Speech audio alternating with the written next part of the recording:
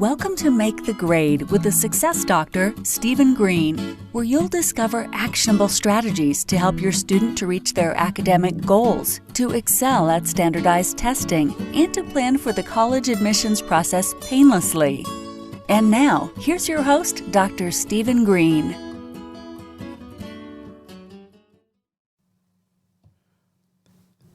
Good evening, everybody.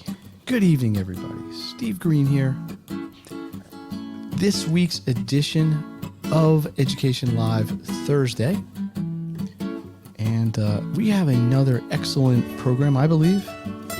Really excellent guest. Sarah Lorraine will be with us in a few minutes. We'll just take care of some quick housekeeping things to bring this in. And we will get right into it. So number one is, like all weeks, the Education Live Thursday is sponsored by the Success Community. Success Community is your one-stop place, parents, kids, to maximize your education, get your questions answered, and all things you're going to need to support your academics. Very, very simple. And watch, big event happening there in November. Little teaser there. Coming up, November 5th, my guest is Katrien van Riet. And if it sounds like it, yes, she is from Holland. Is a Dutch name. Very, very interesting story. Really interesting angle on education I think you're going to enjoy. And she's coming at us live. It is 3 a.m. in Holland. So, yes, really give her some support. The 12th, Ken Myers, leadership. How do you develop leadership within academics? Things like that. 19th, if you're worried about paying for college, if you're concerned about the cost of college, especially if you got a younger child and you're worried about what it's going to cost in 12 years, I've got a great guest. We're going to talk about financials, how to save money on college, maybe even get a lot of scholarships, things like this. So we are here every week, Thursday at 8, and it's been going really well. I appreciate all the support everybody's been giving us, the feedback. If you have comments, questions, whatever, put them in the chat. Should be able to see them, and myself and our guest Sarah will address them as the time comes. So, without any further ado, let me introduce our guest. Sarah, welcome. Hi, Steve. How are you? I am great. I am psyched. I am motivated. I'm ready for a compelling, interesting discussion that I think is relevant to many people right now. And many parents, I get asked about this a lot. I know you have to, in what you do. But Sarah is a certified school psychologist. And she has been doing this since 2004, working as an evaluator, a consultant, an advocate for students and their families in the public, the private, and charter schools. Been in a private practice since 2011, so just about 10 years, right? Yeah. Have you seen a year like this last one since 2011 or 2004? Absolutely not. So, I think the elephant in the room whenever you talk education is COVID, right? And how it's affected things. So let me ask you this first. Why don't you just introduce yourself to the audience? Tell them, what you do, basically, how you do it, why you do it, briefly. And then I want to get into how the virtual learning and the COVID-induced education is really affecting what's going on now. So who is Sarah Lorraine? What do you do? I am a school psychologist. I worked in the public school system for about 15 years, full-time before I started working more part-time in schools and working in private practice, doing school psychology work. And over the years, I started out as a school psychologist, and in the beginning, I was sort of like, is this the right career for me? And over the years, I really feel lucky that I found a job that really matches what I can do. I love working with kids in small settings. I love there's sort of like a detective work in the job of a school psychologist, where we're trying to figure out what is the obstacle. We can, most people, when they look for a school psychologist, they know there is an issue and they can point to the issue, the struggle in reading and the struggle with attention, or, some sort of process. But why? Where's the obstacle? What is causing that is really important for coming up with a good IEP or a good education plan, good interventions. You kind of need to know the why. And so that piece of it I really, really like, and passing on some of what I know to parents to empower them to be able to advocate for their child, know what their child needs in terms of learning, and be able to bring that into the home as well. And also for students, students often internalize their own issues with learning and at school as their fault. And most of the time, kids who have learning disabilities and other disabilities seem a lot more capable than their output.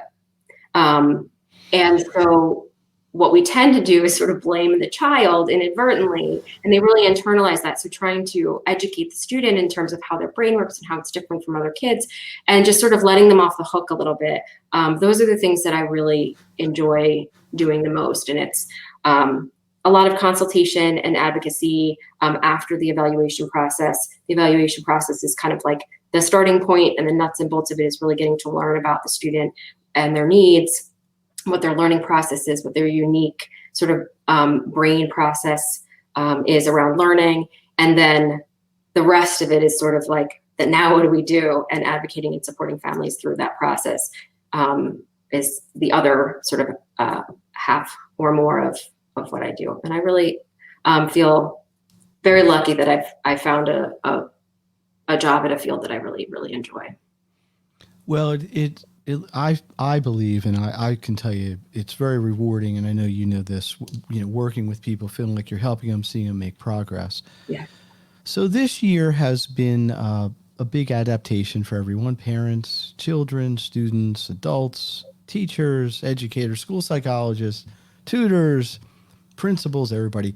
Let's zero in on this. How has, in your experience, virtual learning affected how you might be able to do an assessment? And I think the second part of that question might be, how has it affected the ability to deliver accommodations? Because that's every parent's big concern, right? It's hard enough getting the evaluation, but then if you don't get what you're entitled to. So what's your take on that? What's your opinion here?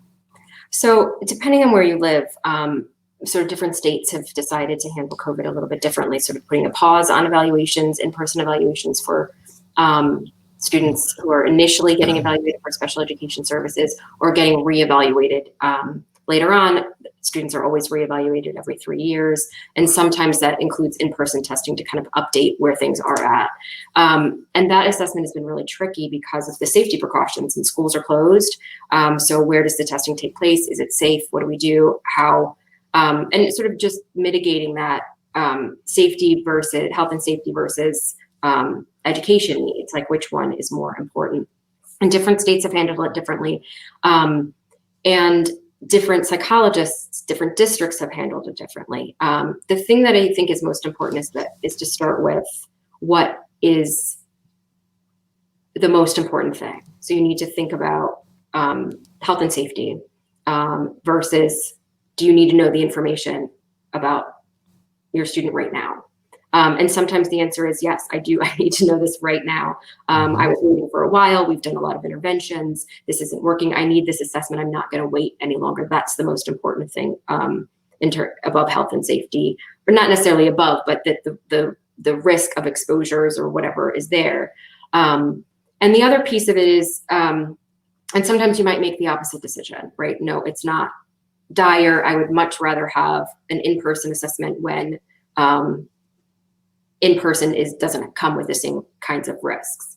The other thing is that right now, and something that I do whenever I do testing right now, is the standardization rules, right? There's certain ways you're supposed to give cognitive and academic assessments in terms of standardized procedures. It should just be a one-on-one setting. It should be at a time and a place where the student is able to do their best. And one of the things that's really important to consider is your child's mental health right now. And one of the things that I do with any testing I do right now is to screen for that. How are them coming to me and we're wearing masks, and there's plexiglass sometimes, and depending on the setting, and we're further distance apart. And the idea that a child, especially a young child, going into a new place with a new person is a very unfamiliar experience. This is not something that they've routinely done in the last 7+ months. So typically parents are not supposed to be in the assessment room. And I have included parents in the assessment room because I think that mimics standard conditions more than not having them in the room because of the anxiety, because of the discomfort, because of the lack of familiarity. When students are used to having professionals in the building, they're in a school building, and just another person, they're aware that another person is going to come and take them out of their classroom to do something, or they're going with mom and dad to this session at an office, and guardians, parents are going to be in the waiting room while they're in the room with me. Like, there's a sense of familiarity and safety. This is something that we do. But since we have not been doing that for the last 7 months, it adds another layer of stress where students may be more worried and less comfortable. So having parents in the room is something that if you're going to get an assessment, it's something to ask if the psychologist is comfortable with that and sort of talking through that. And I always then check with the student, like, how are you feeling? How are you feeling about this session? Those sorts of things.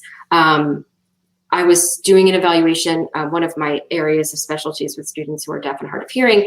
And one of the things, so we have masks that have a clear shield, a clear, I can't think of, you can see through it right around your mouth. Transparent, yeah. Transparent, thank you. I don't know. So they can lip read. Yes, so that they can lip read. And I was evaluating a student, I can't remember, but it was fogging up and I had to take it off and fix it. And I said something, something that I incorporated in the experience is like, I bet I look different to you now, right? Like our minds fill in what our faces look like when you can't see them. And I bet when I take this off, I look very different. And these are things that it's completely new. This has never happened before. And sort of paying attention to how kids are going to navigate these experiences and making sure we're getting the best and an accurate picture of who they are. When it comes to special education, sort of after that, it's important to know that accommodations and special education, lots of people just feel like, well, that's out the window. Like, school's at home, what can they do? And that's just not the case. Special education is an entitled, you're entitled to it for students with disabilities. They're entitled to special education services, that there is an obstacle that the student has in order to access what's called the LRE, the least restrictive environment, and they need to figure out what accommodations they need in order to access that. Well, right now, the LRE is whatever version of school your school is doing. And so if they need accommodations at home that are completely different and they would not need at school, the IEP should be updated to include those. There are students who might need one-on-one support in the home that would not need one-on-one support in the school building. And you have to make those adjustments where if, on hybrid day, on in-person days, it's this, at home days, it's this. The expectations are different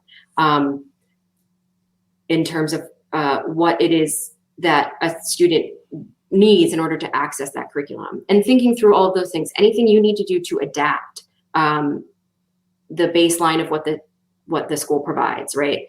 A laptop or Chromebook or whatever they have, and whatever materials they have. Well, what have you needed to go out and buy? What do you wish you had because your child really needs that? And write those things down. Those are things that they're called SDIs, specially designed instruction, that get added to the IEP, and you just indicate in the IEP that in this setting it's needed and in this setting it's not needed. And those are, we have to be creative, and we have to make sure that we are meeting children's needs. And in the same way that when we talk about assessment, we want to start with, is this really important right now? Am I going to get the best for my child? Am I going to get a good snapshot of what they're doing, what they're capable of right now with their social and emotional well-being at the moment? And how can I adjust the testing conditions to make sure that they're comfortable? We want to think about the long term for our kids too, when it comes to learning in special education. I feel like the one thing that I want more than anything I have a 7-year-old that's doing school online, and he doesn't have special needs and doesn't need accommodations, but I still worry about what he needs and how it's different from online versus at school, and how can I support that? And the thing that I want more than anything, more than my 7-year-old to improve his reading skills, more than anything is for him to not lose his love of learning. That is so important to me, that I don't want online learning and, hey, watching his 4-year-old brother get to play with mommy instead of being on the screen, or whatever it is that he, like, you have to do this before you get to do this other thing, because the distractions of what else you could be doing are just an arm's reach away, if not like a click away, right? Like the video game or the other thing, where at school, it's not usually that present. And so what you're not able to do because you have to do this thing is a little bit more in kids' sort of present awareness. So let me ask you a question here. So if I'm a parent and I have a child who I think maybe needs some sort of accommodation, or I want to get them evaluated, is your recommend? I imagine it's case by case. Yeah. But is your recommendation maybe to just wait until this is all settled down and we're back to more of a standard normalized situation?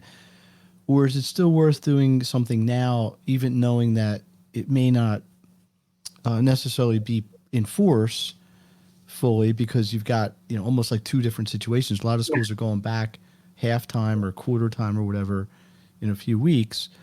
So timing-wise, what would you tell a parent? I would say that if your child already has special education services, you already have an IEP, do not wait. You don't necessarily need to do a new evaluation. That may not be necessary, but get those whatever accommodations you need. Sit down with your IEP team, call a meeting and say that I want some additional supports. I want an individualized education plan. There are some things that my child needs in order to access and transition between these different environments. And for some kids, transitioning between the environments isn't a good idea. And so maybe full-time virtual needs to be an option that's considered, or vice versa. I mean, there's needs to be some sort of flexibility in the approach for. Would this matter at all depending on a child's age? Like, would you give that different advice to say for elementary versus middle versus high school? No. When it comes to getting accommodations in the IEP, I just wouldn't wait. Okay. I would, it may not be a whole overhaul of the IEP. You might not want to sort of go down a road where you're going to it's going to take a couple months to get services set up. And then by the time that happens, everything is different. But some of those accommodations, extra time, less time on screen, more individualized support, some extra materials at home, extra one-on-one time with the teacher, reinforcing concepts or things like that. Don't wait on those things. Right. Okay. When it comes to an initial evaluation or getting an evaluation because you need to clarify the disability category or some other things, I would say the first thing you want to ask is my child losing their love of learning? Is this affecting them? And that will help you sort of guide whether the importance of moving forward with, I have questions, I don't know what they need, and now they hate school, or they're starting to hate school and I don't want that to happen, or they're starting to hate reading and I can't help them. I don't know where the problem is. Don't wait on that. If they're having a great time and that they're doing okay and they're keeping pace, but now that you're watching them do school, you're like, I think I'm a little concerned about this. Those are times where they're not losing their love of learning. They're still keeping some pace with education. You're not overly concerned. It's not keeping you up at night. I would say you might want to wait for that initial evaluation. But I think that guiding principle first, So it's a little bit of a common sense piece, but it's it's always kid centered. It's always child centered. Yeah, for sure.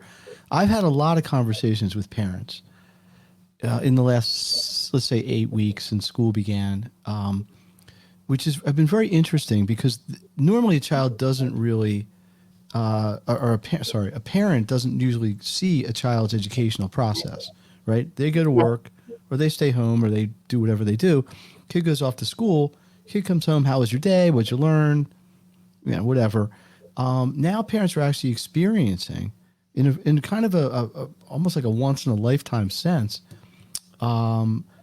this sort of thing, right? Where they're actually seeing the kids attempting at least to learn or working on things, albeit in a way that's atypical. And I've had a lot of pretty enlightening conversations with parents. I didn't think it was this, or, oh boy, Yeah. this teacher's boring, or this teacher's really good. Yeah. And it is what it is. One of the concerns I've heard parents say is, I've heard it in both directions. Normally in school, my kid is very attentive because they can lock in the live setting. Mm-hmm. But at home, they just can't sit in front of the computer for 4.5, 6 hours, whatever it is. I've also heard people say just the opposite. Yep. In school, they get very distracted because their friends are there, and there's all sorts of stimulation that gets in their way. And I'm not necessarily talking about anybody with an attention issue. It just is what it is. Right. Because school is a very social experience for kids. But at home, because they're isolated, they don't really have anything else to distract them, except just the fact that they're sitting still for so long. So it's interesting how social too, and they're distracted by other kids. What they're distracted now by is looking at the screen at all the people that are on screen, and so sometimes it can, so it's interesting that it's sort of broken into almost two completely opposite directions in a weird way. Hey, Steve Green here. My guest, Sarah Lorraine, Education Live Thursday. This is the October 29th, 2020 edition. Sarah, school psychologist extraordinaire, shedding light on a lot of these topics that are really kind of up in the air. Let me ask you this. Do you think, and I ask everybody who's been on in the last 8 weeks this, obviously things are somewhat different, if not very different right now, right? Do you think there's anything that's going to stick that we've learned, I don't mean you and I, but collectively has been brought out that may not have been a really acceptable practice or a standard practice even a year ago, that now that we've experienced it, like virtual tutoring, virtual learning, normally school would never do that full time, right?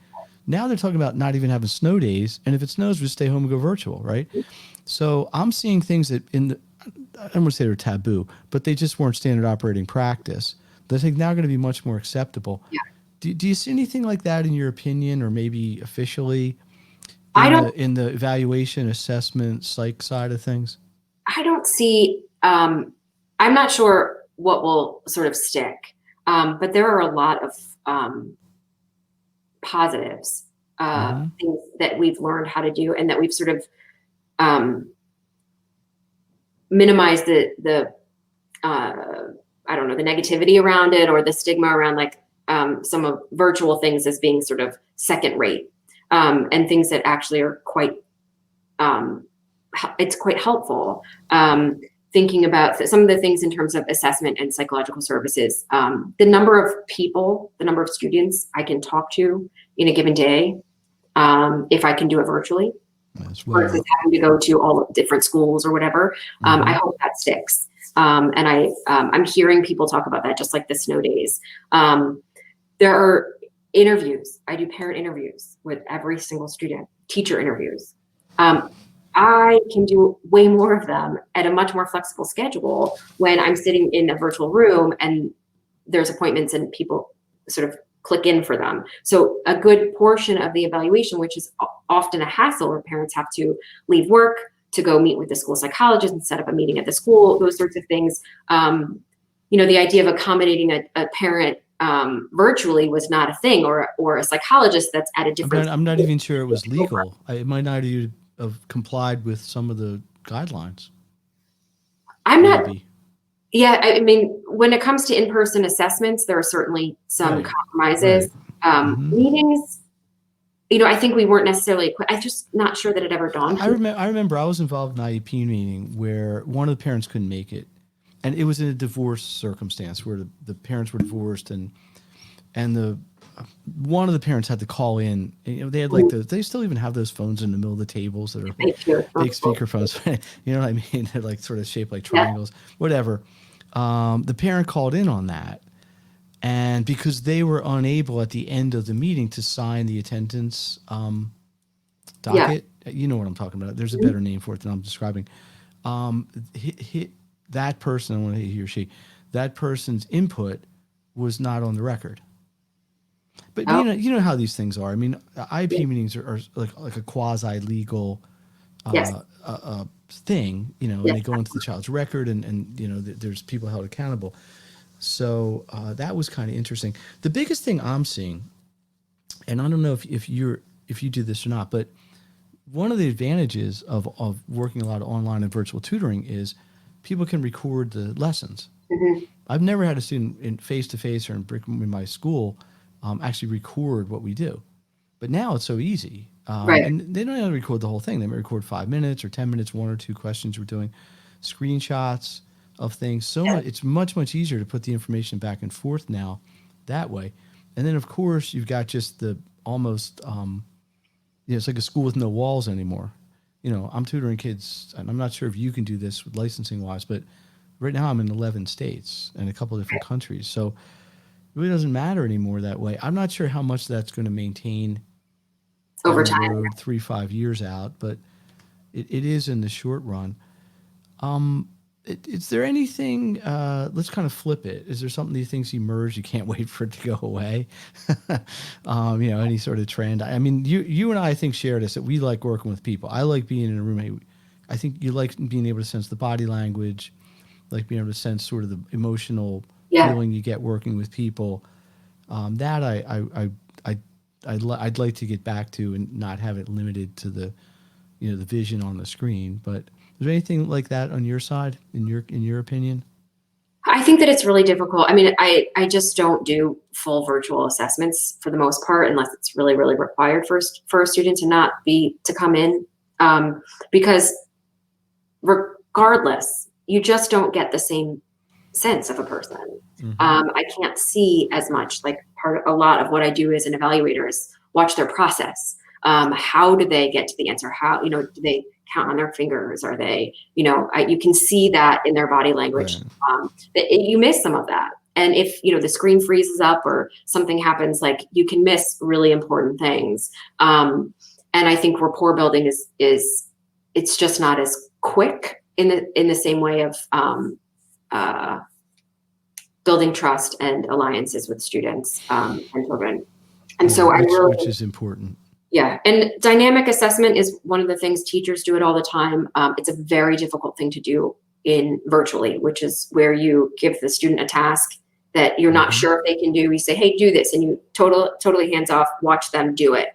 And if they can do it, great. They know how to do it. You move on. If they can't, then you model it for them. You say, oh, I'll do it. And then you do it together. And you say, now I did it. Like what would we do first? And like, okay, you do this part, I do that part. And then you give it to them again and you say, all right, now you try it, you do it all by yourself. And it's, it's based in Vygotsky's learning theory, like the zone of proximal development. Like it's really sort of heady in that way, but it's a very easy, simple thing to do that you just can't replicate that in an online. It really require one-on-one, which is impossible to do. Like when you can do that in a classroom where you pull a kid out and you do a dynamic assessment with that person while all the other students are doing centers or something like that. It's an impossible thing to do online unless you have another teacher who's able to take over for all the other students. And I think it's just really, really challenging. And I think that's something that we're missing in terms of getting a picture of where the student is and where that perfect spot is for, where they can access the learning. What do they already know? What's way too difficult for them? What can they do with help? That's where we're teaching students, is what they can do with help. That's the right place to be teaching them. And it's a lot harder to get that information online. Sarah Lorraine, school psychologist, I want to thank you for coming on Education Live Thursday. Why don't you share with everyone how they could reach you if they want to start a conversation, or maybe if they need some sort of advice? I have, well, actually I don't, let me put it there. So there's your email. Do you want to add anything? Do you have a website or anything you want to add? It's just the end part of that, saralorraine.net is my website, and my phone number is there too. And my email, Sarah@saralorraine.net is my email. Do you have like 2 first names? I do. Yes. And no middle name. So oh, really? No middle name. I was going to say, what's your middle name? You don't have one. Okay. Well, that's interesting. What, you have anything else you want to share? Like any, just, I don't know, personal interest? I mean, I can tell you in my life, and I'm going to guess in yours, what we do is very, you invest so much of yourself in it, right? You know, you don't get a whole lot of free time. Even when you do, you're always bringing stuff, mental, ways we could have done things. But, is there something you like to do, or you get more? Maybe you have more time to do now since we're all kind of stuck at home. Oh, I wish I had more time. Yeah, well, I'm saying, this is theoretical, I guess. Yeah. I actually really like knitting. Knitting. Oh. Yeah, I'm not great at it, but I with like the needles and all like. Okay. Make hats and things like that. Yeah. Oh. Well, listen, when you come back, maybe you'll be wearing a sweater scarf. Yeah, scarf. There you go. This is probably going to sound, it's probably not going to come out right, but I always think of knitting. I think of my grandmother. And she used to sit around with all her old lady friends and they're knitting, but really the knitting was sort of just an excuse to gossip. But it's not quite a lost art, I guess. But I don't know that it's as mainstream as it once was. There you go. I think the hipster generation has popularized it. Have you ever heard of knit? What is it? Knitting bomb? No. What is this? It's what people do that are really expert knitters is they go out and they knit something around a tree, and really? it's like a happy sort of graffiti, temporary graffiti. Except it's wool or whatever you knit. Wow. Like really cool designs or stuff like that. Sometimes people do it on purpose, like someone commissions it or they want that to happen. But a lot of times, I think it started with people just, I forget what it's knit bombing. That just sounds wrong, but I know it's something like that.